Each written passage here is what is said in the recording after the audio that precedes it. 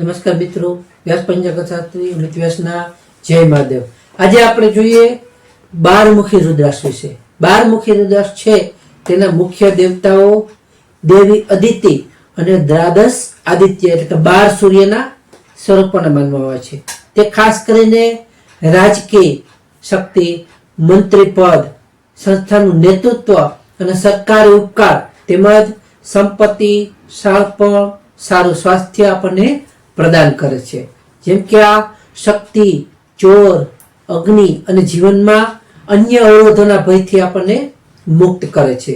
ગર્જના કરતા પ્રાણીઓ હોય તેનાથી પણ આપણને આ ફાયદાકારક કે કોઈ પણ ગર્જના કરતા પ્રાણીઓ હોય તે પણ આપણને નુકસાન કરતા નથી, પરંતુ પહેરનારને ખાસ મદદ કરે છે।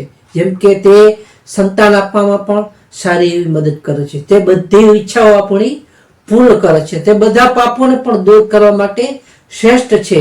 જે 12 આદિત્ય રુદ્ર પણ એને કહેવામાં આવે છે કે 12 રુદ્રનું રૂપ તેમજ 12 સૂર્યનું રૂપ પણ ગણવામાં આવે છે। તે બીજા ઉપર શાસન કરવા માટે, જે બીજાની ઉપર શાસન કરવા માંગે છે તેઓએ આ રુદ્રાક્ષ ચોક્કસપણે પહેરવો જોઈએ। તેને ધારણ કર્યા પછી જાપ કરવાનો મંત્ર છે કે ઓમ ક્રૌ ક્ષૌ રૌ નમઃ, કે ઓમ ક્રૌ ક્ષૌ રૌ નમઃ।